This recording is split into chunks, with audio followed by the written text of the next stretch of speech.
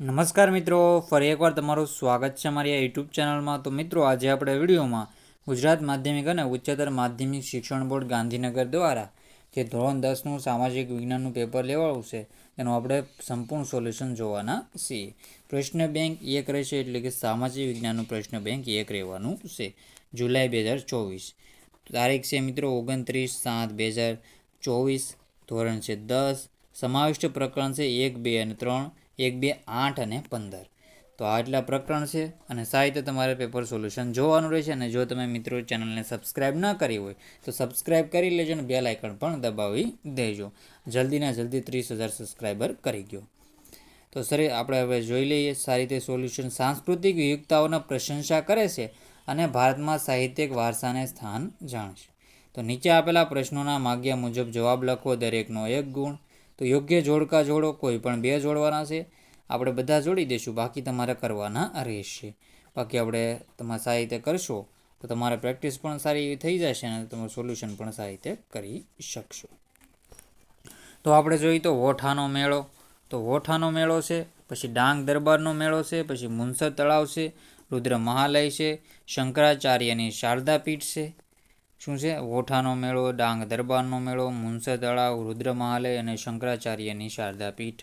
તેમાં શું આન્સર છે? તો આપણે આન્સર જોઈ લઈએ. હું તમને 2-3 કરાવી દઉં છું. એમાં જોઈએ તો વોઠાનો મેળો. તો વોઠાનો મેળો ક્યાં આવેલો છે? તમને બધાને ખબર હશે વોઠાનો મેળો ક્યાં? ધોળકામાં ભરાય છે. તો આન્સર એ છે ધોળકા. પછી છે ડાંગ દરબારનો મેળો. તો ડાંગ દરબારનો મેળો ક્યાં ભરાય છે?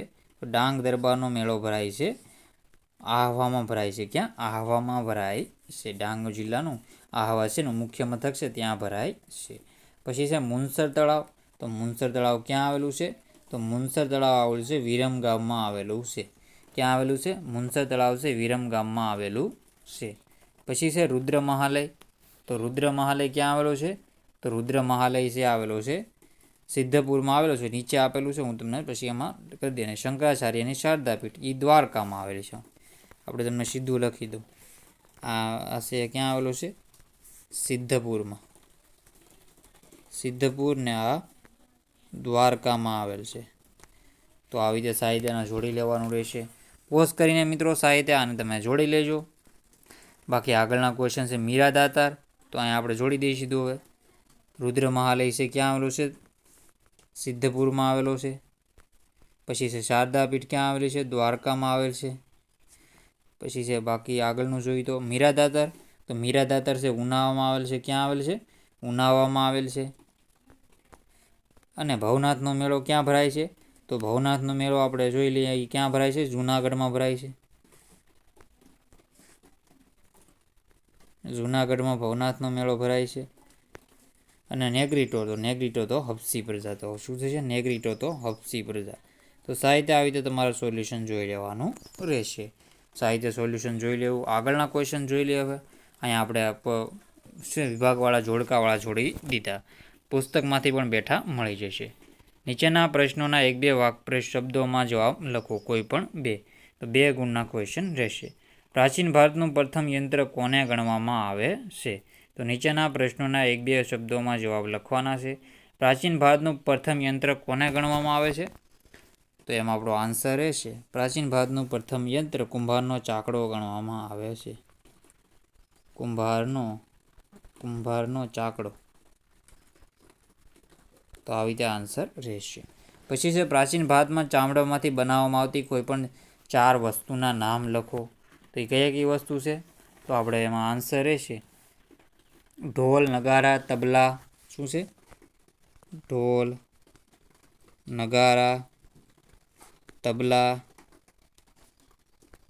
પછી છે બીજું શું આવશે એમાં? લુહારની ધમણો, યુદ્ધમાં વપરાતી ઢાલો, એ બધું આવશે. પછી છે આપણે આગળના ક્વેશ્ચન જોઈએ તો 3જા નંબરનો ક્વેશ્ચન છે પ્રાચીન સમયમાં રાજા મહારાજો કયા કયા રત્નોનો શોભા વધારતા હતા? તો એમાં આપણો આન્સર છે હીરા, મોતી, માણેક. શું આન્સર છે? હીરા, મોતી, માણેક. હીરા, મોતી અને માણેક આન્સર રહેશે. પછી છે કુચીપુડી નૃત્ય શૈલીના જાણીતા નર્તકો કોણ કોણ ગણાય છે? એનો આન્સર હું તમને જણાવી દઉં છું. ગુરુ પ્રહલાદ શર્મા, રાજા રેડ્ડી, યામિની રેડ્ડી અને શોભા નાયડુ. શું આન્સર રહેશે? કુચીપુડી નૃત્ય શૈલીના જાણીતા નર્તકો કોણ ગણાય છે? તો એમાં આન્સર રહેશે રાજા રેડ્ડી, ગુરુ પ્રહલાદ શર્મા, રાજા રેડ્ડી, યામિની રેડ્ડી અને શોભા નાયડુ આન્સર રહેશે. શું? ગુરુ પ્રહલાદ શર્મા, રાજા રેડ્ડી, યામિની રેડ્ડી અને શોભા નાયડુ. પછી છે આગળના ક્વેશ્ચન જોઈ લઈએ.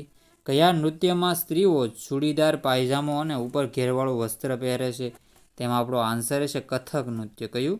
કથક નૃત્ય, જે ઉત્તર ભારતમાંનું નૃત્ય કરવામાં આવે છે. જૂના સમયમાં ભવાઈ કયા કયા વેશમાં ભજવવામાં આવતા હતા? તો ભવાઈ છે એમાં રામદેવ પીરનો વેશ છે, રામદેવ પીરનો વેશ, કજોડાનો વેશ,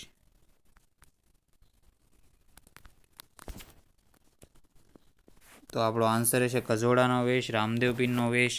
પછી છે ઝંડા ઝુલનનો વેશ. તો આવી રીતે આન્સર રહેશે. 21 પછી છે ગુજરાતી નાટ્ય કલાકારોમાં કોનું સ્થાન મોખરે છે? તો ગુજરાતી નાટ્ય કલાકારોમાં જયશંકર સુંદરી, એનું આપણે જોયું જયશંકર ભોજકનું આપણે છે એ નામ મોખરે છે. 21 જૂનનો કયો દિવસ તરીકે ઉજવવામાં આવે છે? તેનો આપણો આન્સર રહેશે આંતરરાષ્ટ્રીય યોગ દિવસ તરીકે 21 જૂને ઓળખવામાં આવે છે. આગળનો ક્વેશ્ચન છે નીચે આપેલ પ્રશ્નનો સંબંધ દર્શાવો. પાટણ, પટોળા.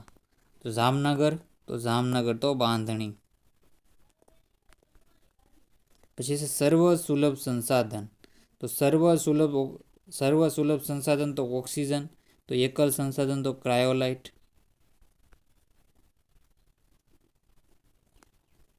પછી છે બજાર પદ્ધતિ અમેરિકા અને જાપાન, સમાજવાદી પદ્ધતિ તો રશિયા અને ચીન, ચાઇના. તેનો આન્સર રહેશે બાંધણી, ક્રાયોલાઇટ, રશિયા અને ચીન. કાળી જમીન, રેગુર જમીન તો દલદલની, તો દલદલની સહી પીઠ પ્રકારની જમીન રહેશે. તો આવી રીતે તમારા સાહિત્ય આન્સર જોઈ લેવાના રહેશે. હવે આપણે આગળના ક્વેશ્ચન જોઈ લઈએ. ખાલી જગ્યાઓ પૂરો. પહેલું છે ખાલી જગ્યા દેશોની રાષ્ટ્રીય આવક નીચી જોવા મળે છે. તો એમાં આપણો આન્સર રહેશે શું આન્સર રહેશે? વિકાસશીલ દેશોની આન્સર રહેશે. બીજા નંબરનો ક્વેશ્ચન છે પ્રાચીન સમયથી ભારત વસ્ત્ર વિદ્યા ક્ષેત્રે જાણીતું છે. ભારતમાં કુશળ કારીગરો દ્વારા તૈયાર થતી ખાલી જગ્યા મલમલ, તાકો, દીવાસળીની પેટીમાં સમાતો અથવા સાડી વીંટીમાંથી પસાર થઈ જતી હોવાની વાતો જણાતી હતી. તો ઢાકા. શું આન્સર રહેશે? ઢાકા. પછી છે આ જમીનનું નામ લેટિન ભાષાના શબ્દ લેટર એટલે પરથી પડ્યું છે? તો ઈંટ પરથી પડ્યું છે.